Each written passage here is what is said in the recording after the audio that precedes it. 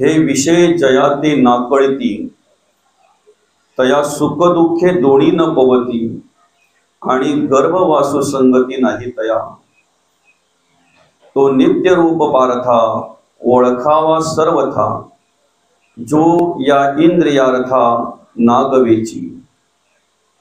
प्रस्तुत प्राप्त समय आजच्या या प्रवचन रूपी सेवेकरिता घेतलेली ओवी ज्ञानेश्वरी या ग्रंथातील अध्याय क्रमांक 2 आणि दुसऱ्या अध्यायातील ओवी क्रमांक 123 आणि 124, अर्थात गीतेतील अध्याय क्रमांक 2 आणि दुसऱ्या अध्यायातील 15व्या श्लोकावर भाष्य करत असताना माऊली जे म्हणतात बरं का, 15व्या श्लोकामध्ये भगवंत आपल्याला मार्गदर्शन करत असताना म्हणतात, यम ही न व्यथयन्ते पूर्वकम पुरुषर्षभ समदुःख सुखम धीरम समृद्धत्वाय कल्पते। आणि या श्लोकावर भाष्य करत असताना माऊली म्हणतात, जे हे विषय जयाते नाकळिती, तया सुख दुःखे दोणी न पवती, आणि गर्भवासु संगती नाही तया, तो नित्य रूप पारथा ओळखावा सर्वथा, जो या इंद्रियार्था नागवेची।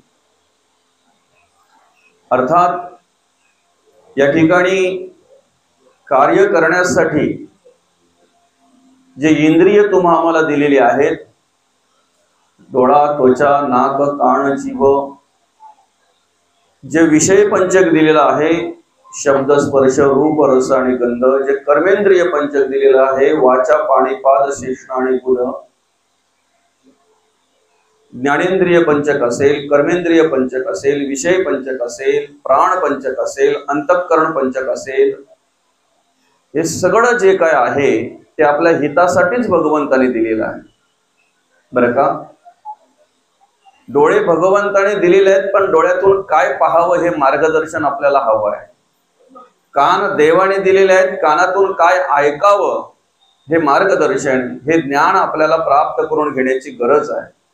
वैखरी भगवंताने दिलेले आहे, त्या वैखरीतून काय बोलावं हे ज्ञान आपल्याला प्राप्त करून घेण्याची गरज आहे। जर आपल्याला त्याचं मार्गदर्शन नसेल, इंद्रिय भगवंताने जी दिलेली आहेत, ज्या इंद्रियाकडून जे कार्य करून घ्यायचं ते ज्ञान जर आपल्याला नसेल, तर मग शेवटी काय होतंय माहितीये का, ते आपल्याला नकोसं वाटतंय। खरं तर प्रत्येक गोष्ट भगवंताने निर्माण करताना सोयीचीच केलेली आहे। गैरसोयीची का झाली, त्याला कारण आपला वापर बरं का।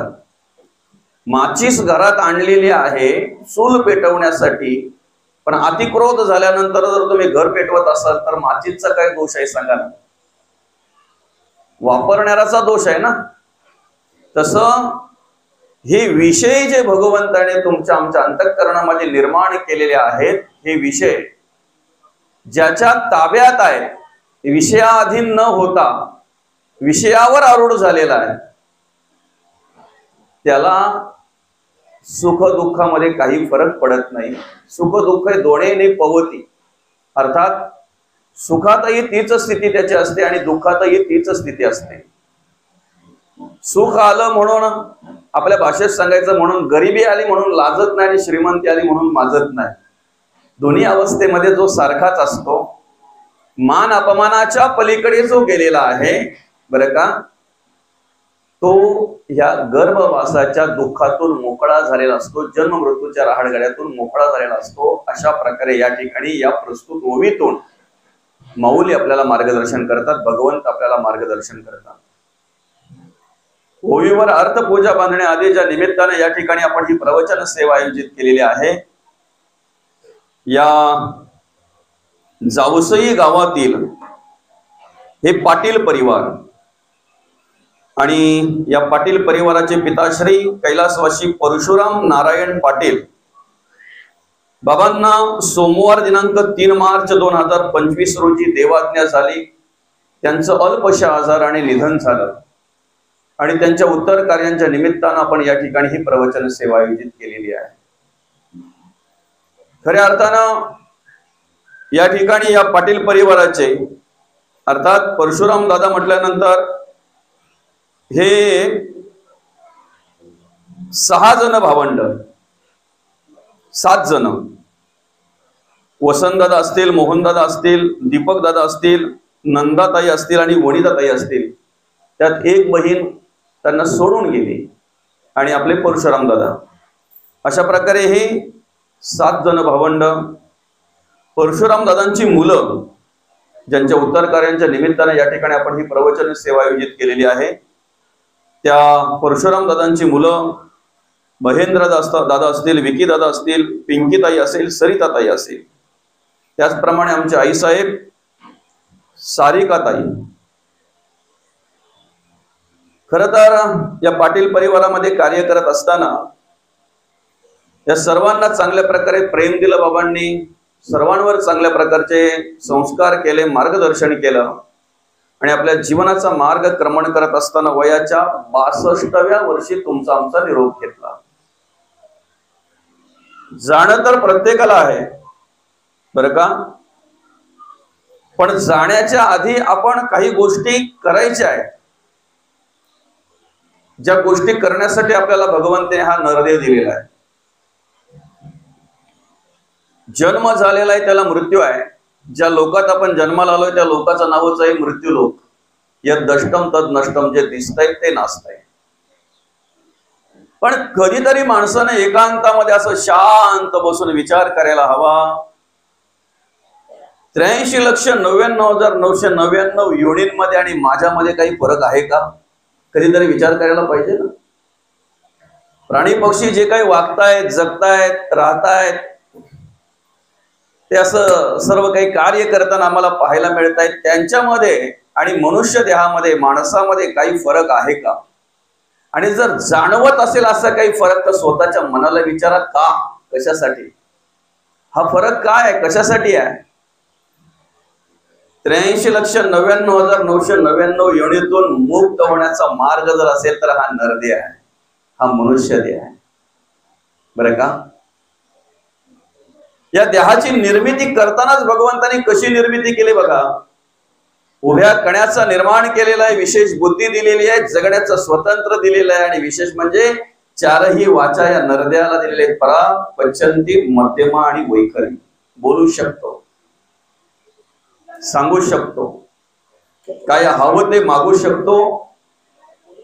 जगण्याचं स्वतंत्र आहे, जगण्याचं स्वतंत्र आहे बरं का. मग कधीतरी माणसाने विचार करावा ना की हे सगळं काही मला भगवंताने दिलेलं आहे, कारण काय, कशासाठी दिलेलं आहे. कधीतरी एकांतात बसून विचार करावा, मी कोण आहे, या ठिकाणी मी कशासाठी आलेलो आहे, मला काय करायचं आहे. तू कोण, कोणाचा, कोठोनी आलासी कैचा, हा विचार पूर्वीचा जाण बापा. बोधले महाराज म्हणतात, आलासी कोठोनी जासी कवण्या रे ठाया, घरदार नोहे तुझे अवघी लटकीच माया. सावध होई बापा, काळ लागला मापा, प्रपंची गुंतू नको, पाय बुडत असे पापा. आणि म्हणून प्रत्येक माणसाने सावध व्हायला पाहिजे बरं का. प्रत्येक माणसाने सावध व्हायला पाहिजे. सावधतेने आपल्या मनाला विचारायला पाहिजे, मी काय करायचं आहे. बोधला म्हणे तुम्ही हरिनाम जपा, लक्ष 84च्या तेने चुकतील खेपा. भगवंताचं नामस्मरण करणं आमचं कर्तव्य आहे. आम्ही भगवंताचं नामस्मरण केलं पाहिजे, पण घडतंय का, करतोय का, याचा विचार आम्ही अंतःकरणामध्ये केला पाहिजे. याचा विचार आम्ही अंतःकरणामध्ये केला पाहिजे. 4ही वाचा भगवंताने आम्हाला दिलेल्या आहेत. परा, पच्चंती, मध्यमा आणि वैखरी. वैखरी का आम्हाला दिलेली, आम्ही बोलू शकतोय, पण बोलत असताना विशेष करून या मुखातून आम्ही काय केलं पाहिजे याचा विचार आम्ही केला पाहिजे. याचं ज्ञान आम्ही प्राप्त करून घेतलं पाहिजे. हे मार्गदर्शन आम्हाला हवं असतं, हे मार्गदर्शन आम्हाला मिळालं पाहिजे. या देहाचा आपण जर विचार केला तर बघा ना, विशेष बुद्धी भगवंताने आम्हाला दिलेली आहे, पण बुद्धीचा वापर आम्ही कुठे करतो. इंद्रिय भगवंताने दिली, कशासाठी दिली याचा विचार आम्ही करतोय का. विषय भगवंताने आम्हाला दिले, कशासाठी दिले याचा विचार आम्ही करतोय का. डोळे भगवंताने आम्हाला दिलेले आहेत, कान भगवंताने आम्हाला दिलेले आहेत, वैखरी देवाने आम्हाला दिलेले. हे सर्व कार्य कुठपर्यंत घडतंय, जोपर्यंत त्या डोळ्यातून पाहणारा आहे तोपर्यंत, तोंडातून बोलणारा आहे तोपर्यंत, कानातून ऐकणारा आहे तोपर्यंत सगळं काही कार्य घडत असतंय. कार्य करताना आम्ही म्हणतोय माझे डोळे आहेत मी काही पण पाहिजे. दृष्टी कमी झाल्यावर मग कळते डोळे कोणाचे. कान व्यवस्थित ऐकायला येत असताना आपण बोलतोय कान माझे आहेत मी काही पण ऐकीन. जेव्हा ती लाईन डीम होते ना आपली, तेव्हा कळतंय कान कोणाचे आहे. तोंडातून बोलताना मनुष्य कसंही अदवा तदवा बोलत असतो, काहीही बोलत असतो. त्याला जर आपण थांबवण्याचा प्रयत्न केला तर उलट अर्थी तो बोलतोय माझं तोंड आहे मी काही पण बोलेन. पण जेव्हा बोलता बोलता धाप लागायला सुरुवात होते ना, तेव्हा वैखरीची किंमत कळते, मग तेव्हा वाचेची किंमत कळते. नेमकं झालं काय माहितीये का, जी इंद्रिय ज्या कामास्तव कार्यास्तव आम्हाला भगवंताने दिलेलं आहे, आम्हाला त्याचं ज्ञानच नाही ना, ज्ञानच नाही. आमच्या घरी एखादी जर नवीन वस्तू आणली आणि ती वापरायची जर आम्हाला माहिती नसेल तर आम्ही काय करतो, त्याच्या बरोबर एक मॅन्युअल गाईड असते, माहिती पुस्तिका असते त्या वस्तूच्या त्या उपकरणाच्या बरोबर. तो मॅन्युअल गाईड आम्ही काढतो, ती माहिती पुस्तिका काढतो आणि त्याप्रमाणे ज्या पद्धतीने त्या माहिती पुस्तिकामध्ये माहिती दिली असेल त्या पद्धतीने आम्ही ती हाताळतोय. त्या पद्धतीने जर आम्ही हाताळली तर 100% हाताळण्यामध्ये आम्ही यशस्वी होतो. दुर्भाग्य असं आहे की आम्ही या ठिकाणी भगवंताने दिलेलं आयुष्य जगत असतो, या नरद्याचा आनंद घेत असतो, पण आमचं मॅन्युअल गाईड आम्ही कधी उघडूनच पाहत नाही, आमचं माहिती पुस्तिका कधी आम्ही उघडूनच पाहत नाही. कसं हाताळायचंय ज्ञानेश्वरी सांगते, कसं हाताळायचंय, काय काम कशा पद्धतीने जगायचंय वागायचंय, गाथा सांगते, गीता सांगते. सगळं तेही जाऊ द्या, अतिशय साधा आणि सोपं प्रत्येकाला कळेल अशी भाषा आणि अतिशय कमी वेळामध्ये कळेल असं हरिपाठ आम्हाला सांगते आम्ही कसं जगावं आणि कसं वागावं. हरिपाठातला एक एक अभंग आम्हाला सांगतोय कसं जगावं आणि कसं वागावं. सहज कळेल अशा भाषेमध्ये माऊलींनी आमच्या हातात दिलेला आहे. अतिशय कमी वेळामध्ये अल्प काळामध्ये आम्हाला कळेल अशा प्रकारे त्या ठिकाणी मार्गदर्शन केलेलं आहे. आम्ही कसं जगावं कसं वागावं हे आम्हाला कळायला पाहिजे ना, बरं का. बाकीच्या सगळ्या गोष्टी आम्हाला कळतात, खाण्यातलं सार असार आम्हाला कळतंय ना, बरं का. खाण्यातलं सार असार आम्हाला कळतंय. कितीही वेळा माणूस असला तरी केळं हातात दिल्यानंतर साल काढणार घर खाणार, संत्री हातात दिली साल काढणार आतल्या काचऱ्या हातलं घर खाणार होतो. ज्ञानी माणसाला कर्माचं कळू नये, ज्याला आम्ही शहाणा म्हणतोय, ज्याला आम्ही सज्ञान म्हणतोय, अशा माणसाला कर्माचं कळू नये. आणि न कळाल्यामुळे नेमकं काय होतंय माहितीये का, ज्या कारणास्तव इंद्रिय आणलेली आहेत, ज्या कारणास्तव विषय आणलेले आहेत, ते न कळाल्यामुळे मग शेवटी काय होतंय, अति काम त्या राम चित्ती वसेना, अति लोभ त्या क्षोभ होईल जाना, अति विषयी सर्वदा दैन्यवाणा.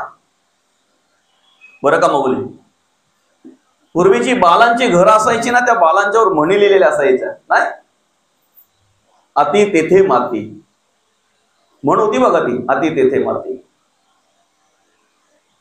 फक्त वाचलं आम्ही, अनुभवलं किती ते आमचा आम्ही विचार करायचा आहे, प्रत्यक्षात उतरवलं किती आमच्या अंतःकरणामध्ये तो आमचा आम्ही विचार करायचा आहे. एक साधं उदाहरण आहे बघा, साधं उदाहरण. कधीतरी आपल्या आवडीचं पंचपक्वान्न आपल्या पुढ्यात आलं, आवडीची भाजी असेल, आवडीचं जेवण असेल, तर त्या दिवशी आम्ही एवढं जेवतो एवढं जेवतो एवढं जेवतो का गळ्याला येईपर्यंत जेवतोय. ढे तर आले तरी थांबत नाही, आवडीचं आहे. आणि एकदा तेवढा मनुष्य जेवला ना तर मग लगेच थोड्या वेळात काय बोलतो माहितीये का, जास्त जेवल्यामुळे सुस्ती आली. सुस्ती नाही, नशा म्हणतात त्याला. अति खाल्ल्यानंतर सुस्ती नाही, जेवणाची सुद्धा नशा येते माणसाला जास्त जर खाल्लं तर. हे विषय जयाते ना कळते, काय म्हणतात इथे या ठिकाणी माऊली, भगवंत काय म्हणतात? एक वेळ मनुष्य वेगवेगळ्या प्रकारच्या प्राण्यांवर नियंत्रण ठेवू शकतो. चांगल्या चांगल्या अरबी घोडा म्हणजे ज्याला खूप वेगवान आहे, तो कोणीही त्याच्यावर नियंत्रण करू शकत नाही, अशा प्रकारे त्या घोड्यावर मनुष्य नियंत्रण करू शकतो. चांगल्या चांगल्या प्राण्यांना मनुष्य नियंत्रित ठेवू शकतो. आता तर तसं जर पाहायला गेलं तर सर्कसीमध्ये आपण पाहतोय ना, हिंस्र प्राण्यांकडून सुद्धा मनुष्य खेळ करून घेतो. माणसाला खाणारे जे प्राणी आहेत, हिंस्र प्राणी जे आहेत, त्या प्राण्यांकडून सुद्धा मनुष्य खेळ करून घेतो सर्कसीमध्ये. पण मनावर कंट्रोल करू शकत नाही, स्वतःच्या मनावर. आम्हाला जगण्यासाठी, वागण्यासाठी, आमचा आयुष्याचा मार्ग क्रमण करण्यासाठी जे विषय दिलेले आहेत त्याच्यावर नियंत्रण ठेवू शकत नाही. आम्ही नियंत्रण ठेवू शकत नाही. तो काम जागृत होतोय, आम्हाला फसवितोय. क्रोध जागृत होतोय, आम्हाला फसवितोय. लोभ जागृत होतोय, आम्हाला फसवितोय. बरं कसा फसवितोय ते आम्हाला कळत नाही. पूर्वी बघा ती लहान लहान मुलं खेळायची आणि खेळताना 4 तिकडे असायची, 4 इकडे असायची. तिकडची 4 म्हणायची आमक्यानं यावं आणि टिचकी मारून जावं. ज्याच्या टिचकी मारायचे त्याचे डोळे मिटलेले असायचे. कधी खेळलात का तो खेळ तुम्ही? खेळलात? ज्याच्या टिचकी मारायची ना माऊली, त्याचे डोळे मिटलेले असायचे. टिचकी मारून गेल्यानंतर, टिचकी म्हणजे असं असं मारायचं, आणि मग मारलं की तो मारून ज्या वेळेला जागेवर स्थिर होईल तेव्हा त्यांनी डोळे उघडून मग ओळखायचं कोणी टिचकी मारली, कोण मारून गेला. आमची परिस्थिती अशीच आहे, जेव्हा आमचे डोळे मिटलेले असतात ना तेव्हा कोणी येत आणि टपली मारून जाते. आम्हाला कळत नाही. अति होतंय मग काही वेळेला, अति होतंय काही वेळेला. बरं का, सरांना पुढे कशाला सांगायला, या पुढे बरं का. आणि माणसाचं संपूर्ण जीवन कशावर अवलंबून आहे माहिती आहे का? माणसाचं संपूर्ण जीवन जे आहे ना ते कर्मावर अवलंबून आहे. तुमचं येणंही कर्मावर आहे आणि जाणंही कर्मावर आहे. बरं का, येणंही कर्मावर आहे. आपल्याला नरदेह मिळालेला आहे. पाप पुण्य समकृत हा मग नरयोनिषु जायते असं म्हटलेलं आहे. मग तुमचं पाप पुण्य समकृत कशावरून झालं? कर्मावरूनच झालं ना, तुमच्या जगण्या वागण्यावरूनच झालं ना. 83,99,999 योनीमध्ये कार्य करत असताना कुठेतरी पुण्य घडलं असेल. समान झाल्यानंतर आपल्याला नरदेह मिळालेला आहे. येणंही आमचं कर्मावर अवलंबून आहे आणि जाणं सुद्धा आमचं कर्मावरच अवलंबून आहे. येताना काय घेऊन आलोय? संचित घेऊन आलोय, प्रारब्ध घेऊन आलोय. आम्ही आयुष्य जगताना आम्ही काय केलं पाहिजे? क्रियमान कर्म. संचित प्रारब्ध आणि क्रियमान कर्म याच्यावर आमचं सगळं अवलंबून आहे. सुख किंवा दुःख, जगणं, वागणं, राहणं, येणं, जाणं, ह्या 3 गोष्टींवर आमचं अवलंबून आहे. मग आम्ही कसं जगावं हे आम्हाला कळलं पाहिजे ना. बरं का, बैल आणले शर्तीनं हाकलायचे का नांगर व्हायचे? बैलांवर अवलंबून नाही, मालकावर अवलंबून आहे.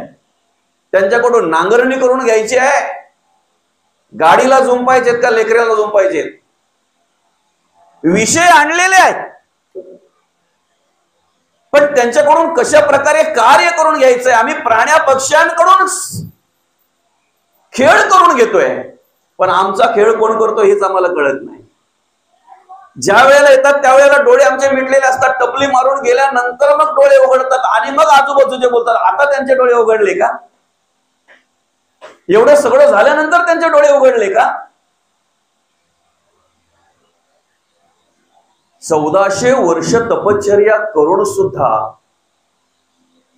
वाघावर बसावं, सापाचा चाबूक हातात घ्यावा आणि अशा प्रकारे माऊलींना सामोरे जावं ही बुद्धी का सुचली बरं? निर्जीव भिंतीवर येताना बघडल्यानंतर डोळे उघडले. 4ही भावंड निर्जीव भिंतीवर येताना ज्या वेळेला बघितले तेव्हा डोळे उघडले. अरे माझी तर सजीवावर सत्ता आहे, पण ज्यांच्या समोर मला जायचं आहे त्यांची निर्जीवावर सत्ता आहे. काय आमचंही तसंच आहे. प्राण्या पक्ष्यांकडून आम्ही खेळ करून घेतोय, पण आमच्याकडून खेळ कोण करून घेतोय हे कळत नाही आम्हाला.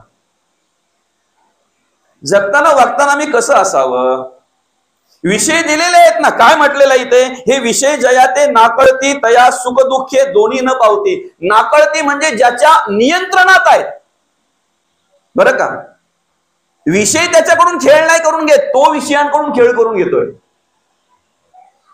तुम्ही संध्याकाळच्या वेळेला जेव्हा रस्त्यामध्ये एखाद्या ठिकाणी फिरायला जाताय बघा, आता फिरायला निघतात बरीच लोक नाही का संध्याकाळच्या वेळेला. काहींच्या हातामध्ये साखळी असते, नुसती साखळी नाही, त्या साखळीला काय असते बरं? कुत्र, बरोबर का. बघितलंय कधी तुम्ही कुत्रा फिरवायला नेताना? कुत्रा फिरवायला नेताना कधी बघितलंय तुम्ही? कोणाला? भाषा कळते ना. त्याला विचारा ना, दादा कुठे निघाला? कुत्रा फिरवायला नेतोय. कोणाला? तू कुत्र्याला का कुत्रा तुला? भ्रम आहे आपला. तो कुत्र्याला नेतोय, कुत्रा त्याला फिरवायला नेतो. कारण सांगतो तुम्हाला, पुढे कोण असते?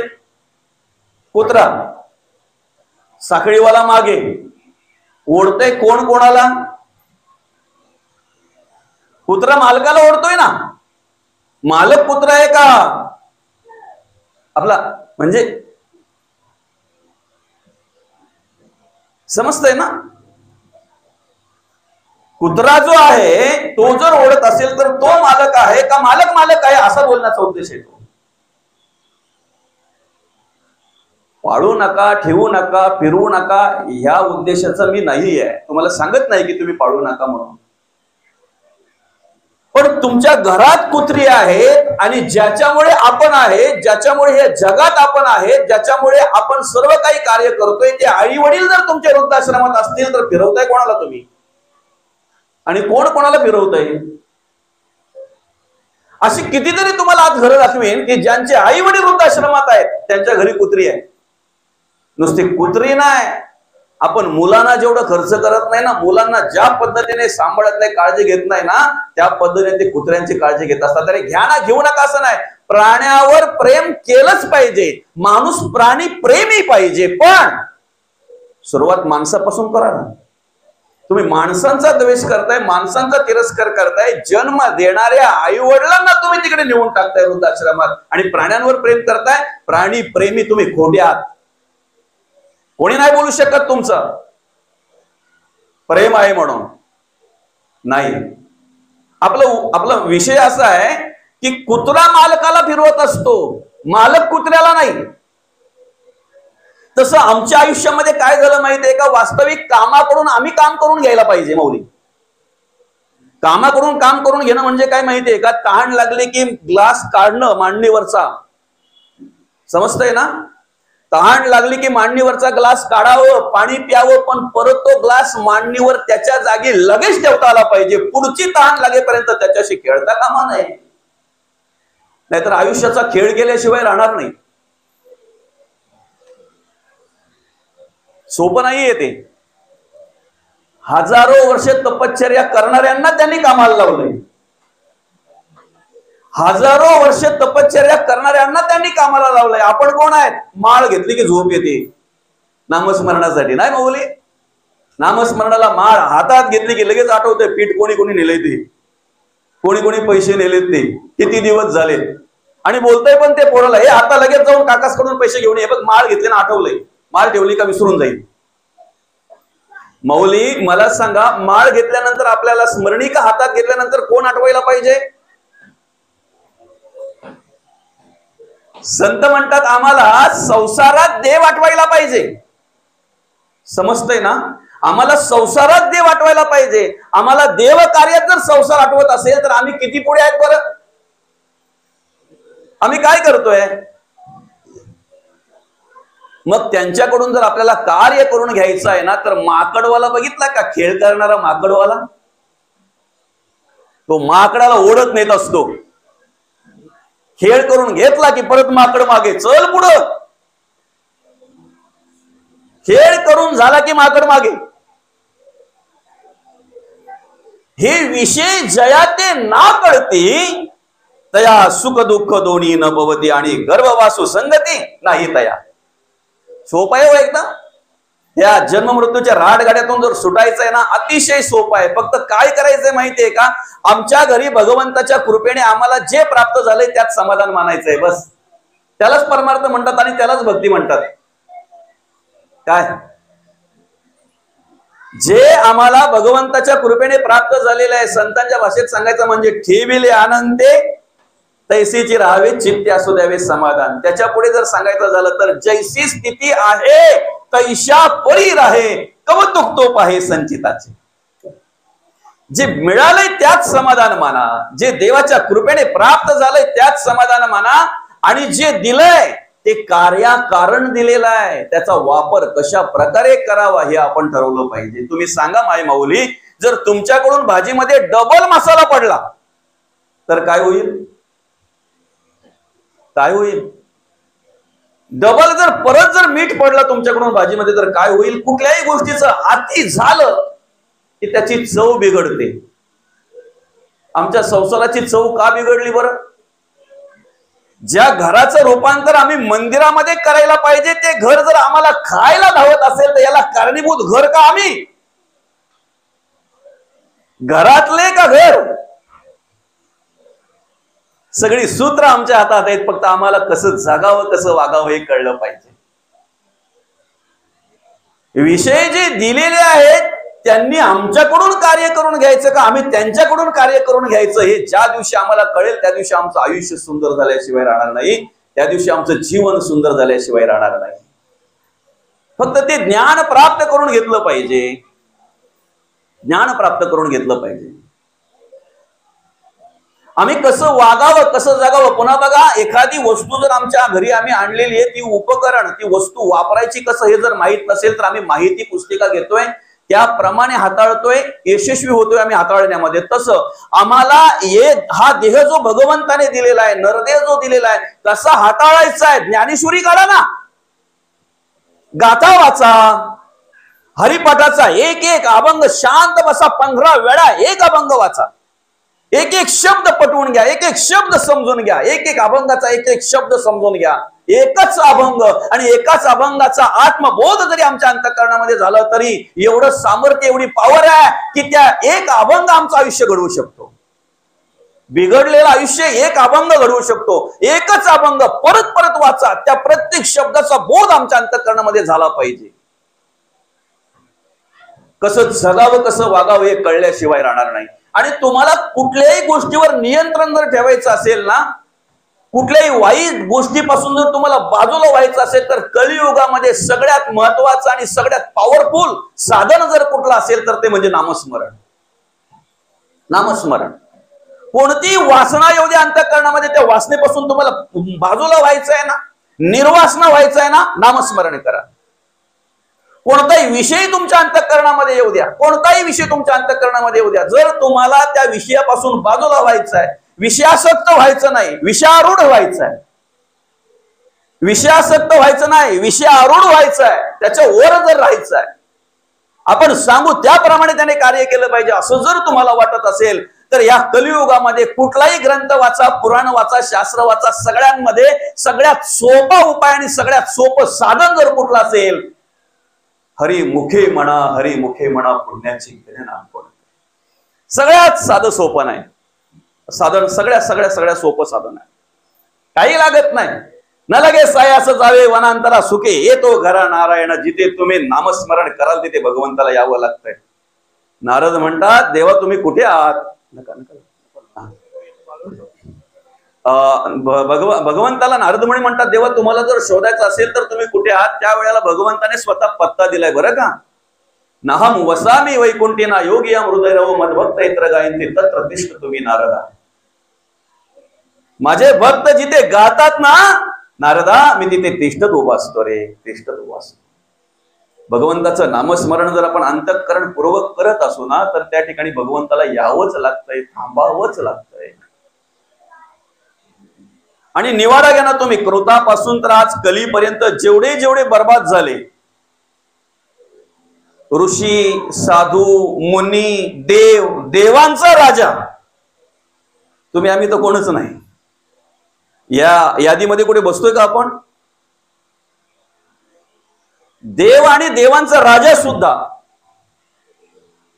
बर्बाद होण्याचं कारण फक्त हेच आहे, ज्यांच्याकडून खेळ करून घ्यायचा आहे त्यांनी खेळ करून घेतला का त्याचा आयुष्याचा खेळ झाला समजा. म्हणा सांग पा रावणा काय झाले, अकस्मात ते राज्य सर्वे बुडाले. रावणाची लंका बुडण्याचं कारण काय बरं?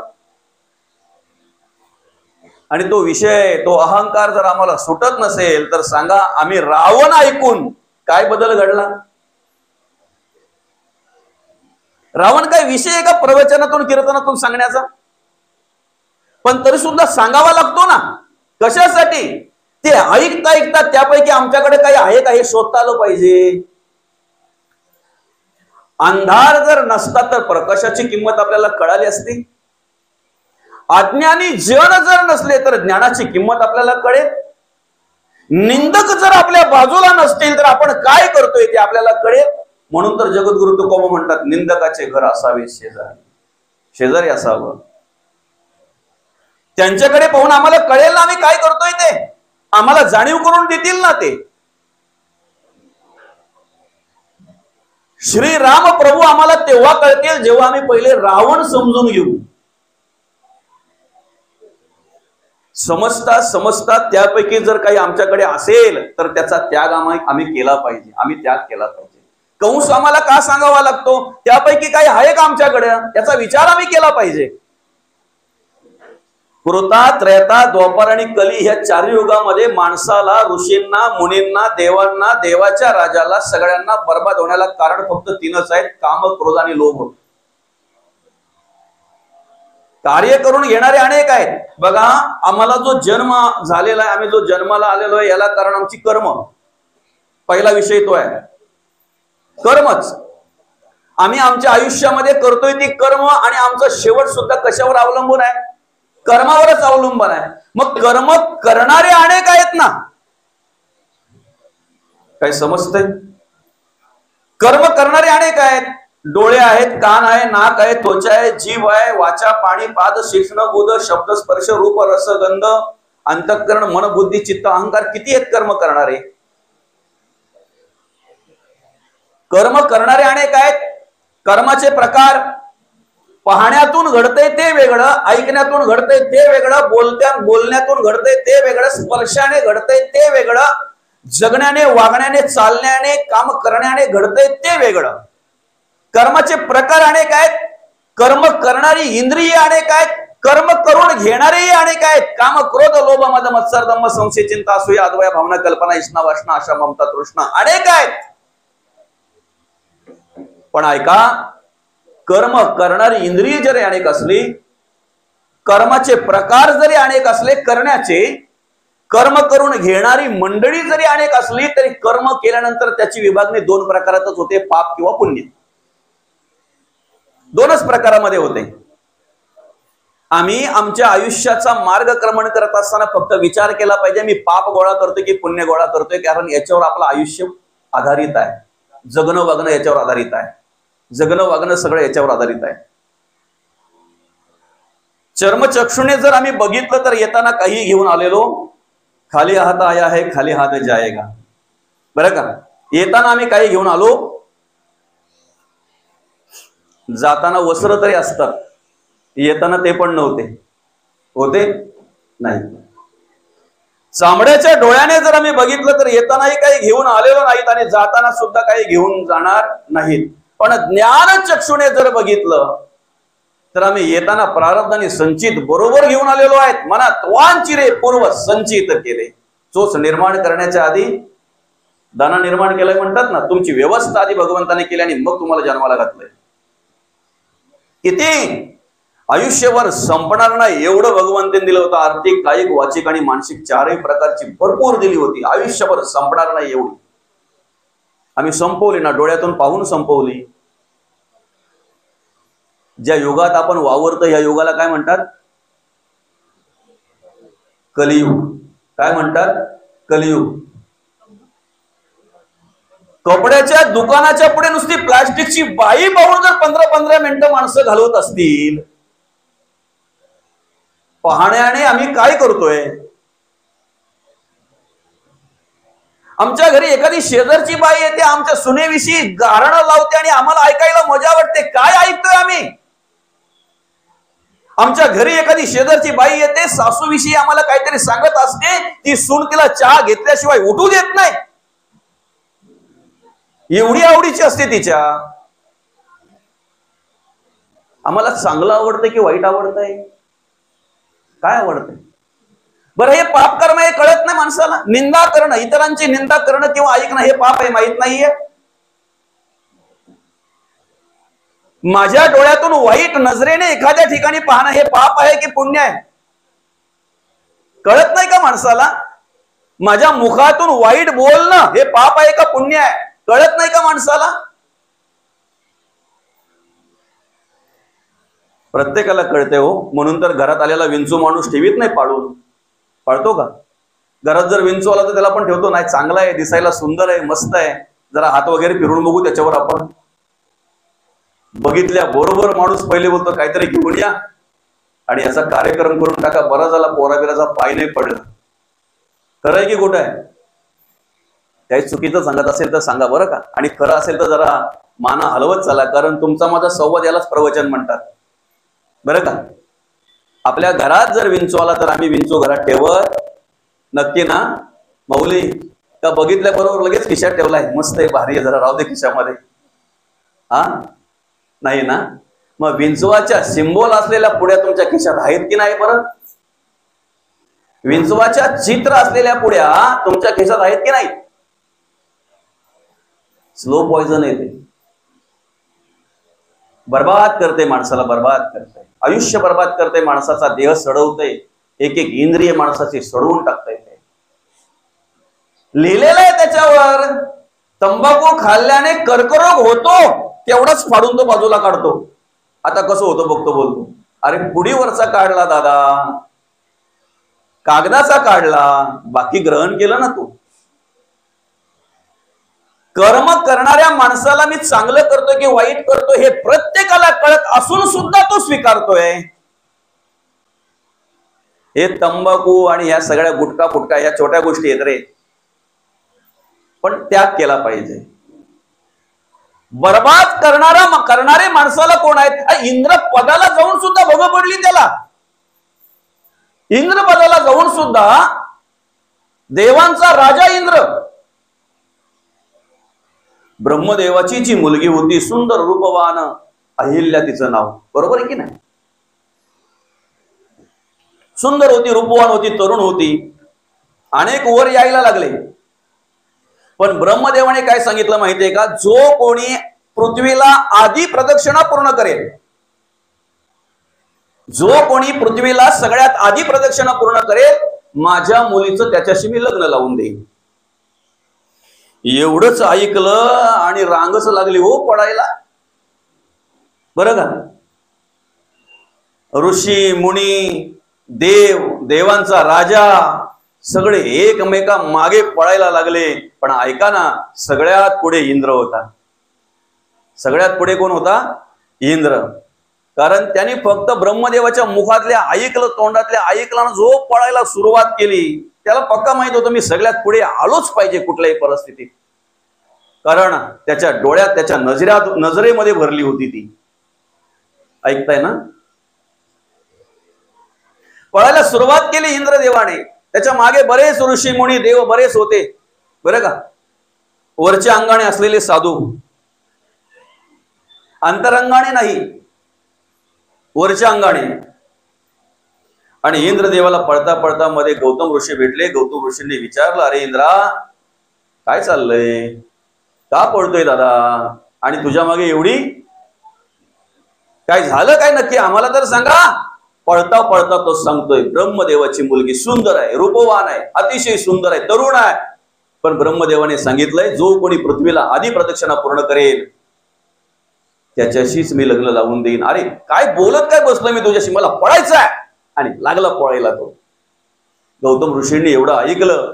ऐका, बाजूलाच असलेल्या गोमातेला 7 प्रदक्षिणा पूर्ण केल्या. जाऊन ब्रह्मदेवाच्या पुढ्यात हात जोडून उभे राहिले. ब्रह्मदेवाने गौतम ऋषींशी अहिल्याचं लग्न लावून दिलं. ऐका, ज्या वेळेला तुम्ही गाय मातेला, गो मातेला एक प्रदक्षिणा पूर्ण करताय ना, त्यावेळेला पृथ्वी प्रदक्षिणेचं भाग्य तुम्हाला लाभतंय. एक प्रदक्षिणा पूर्ण करून, एक नाही 7 प्रदक्षिणा पूर्ण केल्या. आणि म्हणून अहिल्याचं लग्न गौतम ऋषींशी लावून दिलं ब्रह्मदेवाने.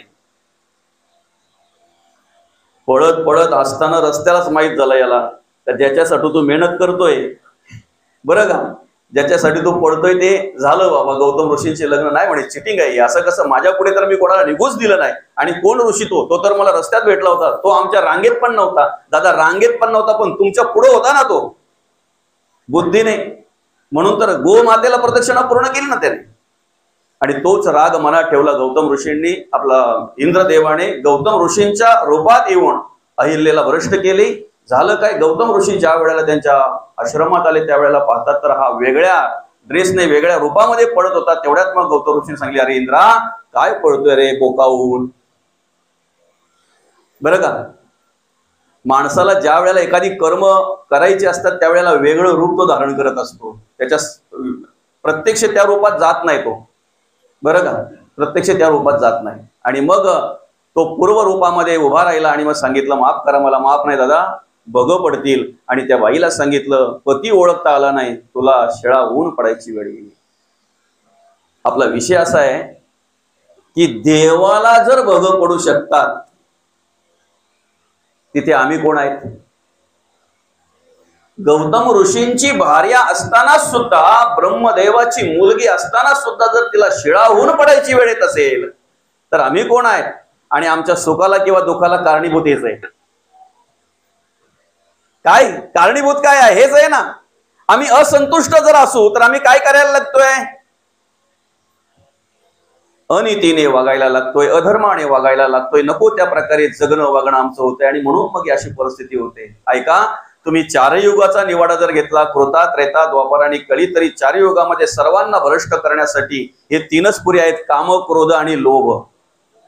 लोभ एकदा काम माणसाच्या अंतःकरणामध्ये निर्माण झाला ना की त्याला किती सांगा, किती सुधरवा, काही फरक पडत नाही, काही बदल होत नाही, काही बदल होत नाही. चांगला असलेला संसार, त्याचा लक्ष्मी सारखी पत्नी, गोजीरवाणी मुलं, आई वडील समजवतायत त्याला, मामा समजवतोय त्याला, मावशी समजवते, काका काकी मित्र समजवतात सगळे. पण असं म्हणतात, दिल आया गदी पे परी क्या चीज है. आणि आज माणसं बर्बाद होताना पाहायला मिळतात दादा, त्यात विशेष करून आमच्या समाजातील, इतर नाही. आणि ती खंत वाटते मनाला, ती खंत वाटते. चांगले चांगले तरुण आज बर्बाद होताना पाहायला मिळतात. याला कारण काय? आमच्याकडे सगळं ज्ञान आहे रे, पुस्तकी ज्ञान आम्ही एवढं घेतलं, एवढी घेतलं की एवढ्या डिग्री आम्ही प्राप्त करून घेतल्या, पण आयुष्य जगायचं कसं तेच राहून गेलं, तेच ज्ञान आम्हाला प्राप्त झालं नाही. आज कित्येक डिग्र्या घेतलेली माणसं जर आयुष्यात बर्बाद होत असतील, नको त्या व्यसनाधीन होऊन जर आपलं आयुष्य बर्बाद करत असतील, तर ह्या डिग्र्या काय करायच्या आहेत? एखादा डॉक्टर आत्महत्या करेपर्यंत जर वाईट कृत्य करत असेल तर सांगा ना, घेतलेल्या ज्ञानाचा उपयोग त्याला काही झाला का? त्याच्या आयुष्यासाठी झाला? लोकांच्या केसेस सोडविणारा एखादा वकील जर त्यालाच त्याची केस एखाद्या विषयाची जर सोडवता येत नसेल, कामाधीन झालेला आहे, लोभाधीन झालेला आहे, रात्रीच्या वेळी दिवसभर लोकांच्या केसेस सोडवणारा रात्रीच्या वेळी पिऊन जर एखाद्या ठिकाणी पडत असेल आणि त्याची केस जर इतरांना घरी आणावी लागत असेल, तर सांगा ना, त्याच्या ज्ञानाचा उपयोग त्याने किती करून घेतला? पुस्तकी ज्ञान आम्हाला पाहिजे, आम्ही खूप सुशिक्षित झालो पाहिजे, आम्ही खूप शिकलो पाहिजे. पण आज आमच्याच समाजामध्ये अशी काही वेगवेगळे चित्र आम्हाला पाहायला मिळतात. कॉलेजची पोरं कॉलेजला न जाता कुठेतरी दिवस काढतात, एखाद्या रस्त्याला, एखाद्या कुठेतरी वेगळ्या ठिकाणी कुठेतरी. आई वडील बिचारे राब राबतायत, हाडाची काळे करतायत, रक्ताचं पाणी करतायत, लोकांना सांगतायत माझा मुलगा अमुक अमुक करतोय, असं शिकतोय, हे शिकतोय, कालांतराने मोठी नोकरी लागेल, त्याला मोठा ऑफिसर होईल. तो अरे कसला ऑफिसर होईल? संपत्ती कमवता कधीतरी संस्कार हे निर्माण केले पाहिजेत, संस्कारांचाही विचार केला पाहिजे. आणि त्याच्यात आज आम्ही खूप कमी आहोत, म्हणून ही परिस्थिती आम्हाला पाहायला मिळते. 20 वर्षापासून ते 30 वर्षापर्यंत जे जर तरुण आम्ही विचार केला तर ह्या व्यसनामध्ये बर्बाद झालेले आहेत, व्यसनामध्ये बर्बाद झालेले आहेत.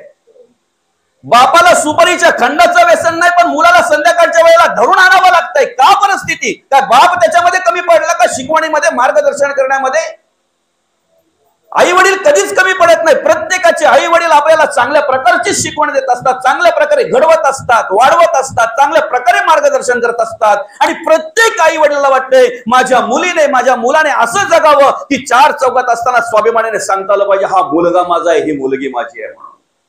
आणि त्याप्रमाणे मार्गदर्शन करत असतात. मग तरी सुद्धा आमच्याकडे वाईट कर्म का येतात? तरी सुद्धा मी व्यसनाधीन का होतो बरं? माऊली, आज आमच्या तरुणांकडे जर पाहायला गेलं 80% मुलं दादा व्यसनाधीन होऊन, व्यसन करून अपघाताने जात आहेत, अपघाताने जात आहेत. मला 30 प्रवचन जर महिन्याला असले ना तर कमीत कमी 10 ते 12 प्रवचन तरुण मुलांचे असतात. खंत वाटते जीवाला. आपल्यापेक्षा कमी वयाच्या मुलांचं आज प्रवचन करायला लागते, आपल्याला त्या उत्तरकार्यांचं प्रवचन करायला लागते. आपल्या समाजातली बर्बाद होत चाललाय एकीकडे आमचा समाज, पण आम्हाला कळत नाही आम्ही काय करतोय ते. देवाच्या नावात चोरांचा बाजार करतोय आम्ही, धर्म पुढे करून अधर्माचं कार्य करतोय, आम्हाला कळत नाही. व्यसन करून आम्ही देवाचं कार्य करतोय.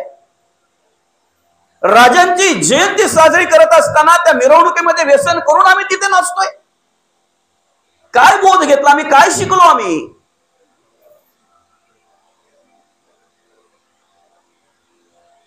ऐंशी 80% मुलं अपघाताने जात आहेत, 15% मुलं आत्महत्या करतायत.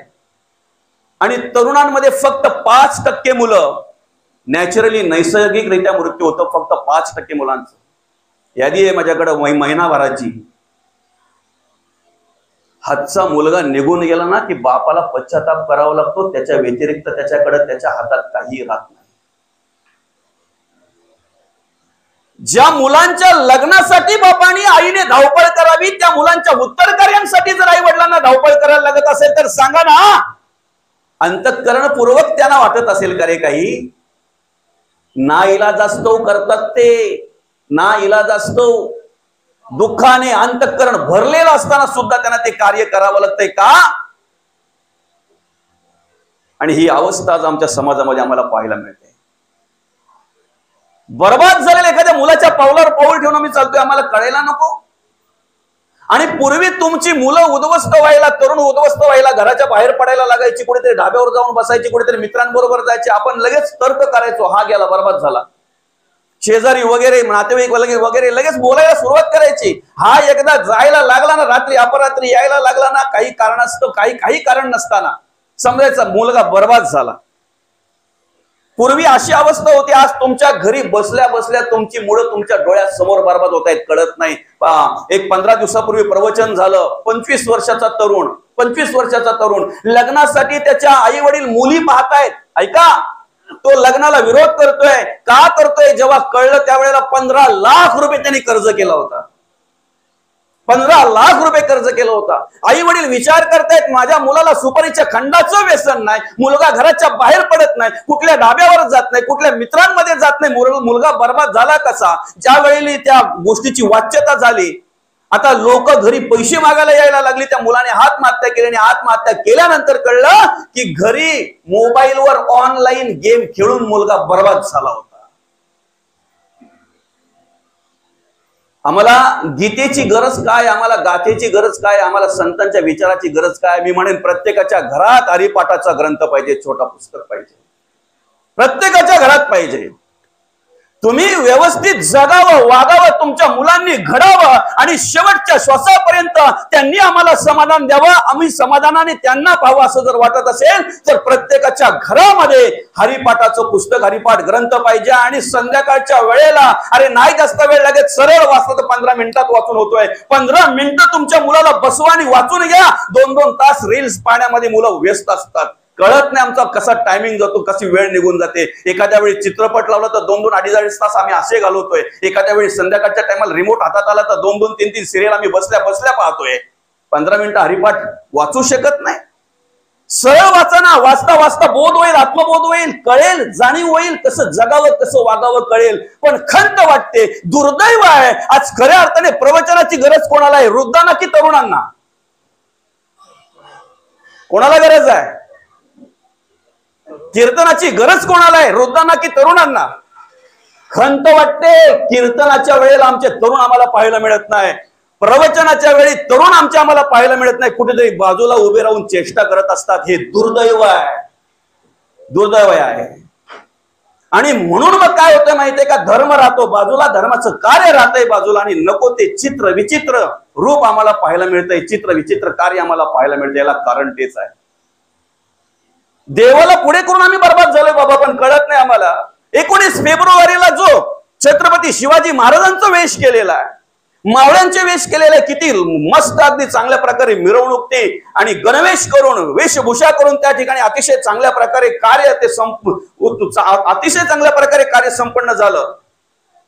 पण 19 फेब्रुवारीला मावळ्यांचा वेश केलेला, महाराजांचा वेश केलेला जर 20 फेब्रुवारीला मला कुठेतरी पिऊन पडलेला पाहायला मिळत असेल, गांजा ओढताना जर पाहायला मिळत असेल, तर सांगा ना आम्ही महाराजांना कुठपर्यंत मर्यादित ठेवले, कुठपर्यंत मर्यादित ठेवले? हे साधं नाहीये. विषय जया ते ना करती तया सुख दुःख न पावती. कसं मांडलंय बघा, फक्त आपल्याला कळलं पाहिजे. नुसतंच म्हटलेलं आहे का? ग्रंथ श्रेष्ठ ज्ञानदेवी आणि एक तरी ओवी अनुभव आहे. एक ओवीचा अनुभव घ्या, आयुष्याचा उद्धार होईल. एकच ओवीचा. आम्ही स्वतः बर्बाद होतोय, स्वतःला स्वतः आम्ही उद्ध्वस्त करून ठेवतोय, पण आम्हाला कळत नाही. स्वतःला स्वतः आम्ही उद्ध्वस्त करून ठेवतोय, कळत नाही आम्हाला. आमच्या आयुष्यामध्ये जगत वागत असताना आम्ही एक विचार केला पाहिजे की ज्या भूमीमध्ये मी जन्माला आलोय, भूमी किती श्रेष्ठ आहे, बरं का? ज्या हिंदुस्थानमध्ये आम्ही जन्माला आलेलो आहोत ना, ज्या हिंदुस्थानमध्ये आम्ही कार्य करतोय ना, प्रभू रामचंद्रांच्या पदस्पर्शाने पावन झालेली ही भूमी आहे. भगवान श्रीकृष्णांनी कार्य या ठिकाणी केलेले पांडवकालीन मंदिर आजही आम्हाला पाहायला मिळतात. भगवान श्रीराम प्रभूंनी केलेलं कार्य आजही आम्हाला पाहायला मिळत आहे. अनेक साधू पुरुषांच्या पदस्पर्शाने पावन झालेली ही महाराष्ट्राची भूमी आहे. म्हणून तर म्हणतात संतांची भूमी आहे महाराष्ट्र ही. महाराष्ट्र ही संतांची भूमी आहे. हिंदवी स्वराज्य संस्थापक राजेश्वर छत्रपतींच्या पदस्पर्शाने पावन झालेल्या या महाराष्ट्राच्या भूमीमध्ये आम्ही कार्य करतोय. आणि हो, मी कुठेही गेलो ना स्वाभिमानाने सांगतोय, ठाणे जिल्ह्यातला आहे मी. हिंदवी स्वराज्य संस्थापक राजेश्वर छत्रपतींवर गर्भसंस्कार झालेल्या ठाणे जिल्ह्यातला आहे. आणि ठाणे जिल्ह्यात गर्भसंस्कार झालेत हिंदवी स्वराज्य संस्थापक राजेश्वर छत्रपतींवर, माऊलीगडावर. पण एकीकडे हा स्वाभिमान असताना दुसरीकडे मात्र आमचा समाज बर्बाद होताना पाहायला मिळतोय, बरं का? कुठेतरी गेलं ना, स्वाभिमान वाटतोय. आमच्या उशीद गावचं सांगायला 4-4, 5-5 सप्ते होतात. आता दादांनी विचारलं तो सप्ताह तुमचा झाला का? म्हणे मोठमोठे महाराज आणलेले होते ते. स्वाभिमान वाटतो ना असं सांगितल्यानंतर, बरोबर आहे की नाही? 3-3, 4-4 सप्ते होतात. पण लगेच कुठेतरी तोच विषय निघाला ना, ते सगळं पूर्वीचा भांडण होता ते मिटला का अजून आहे?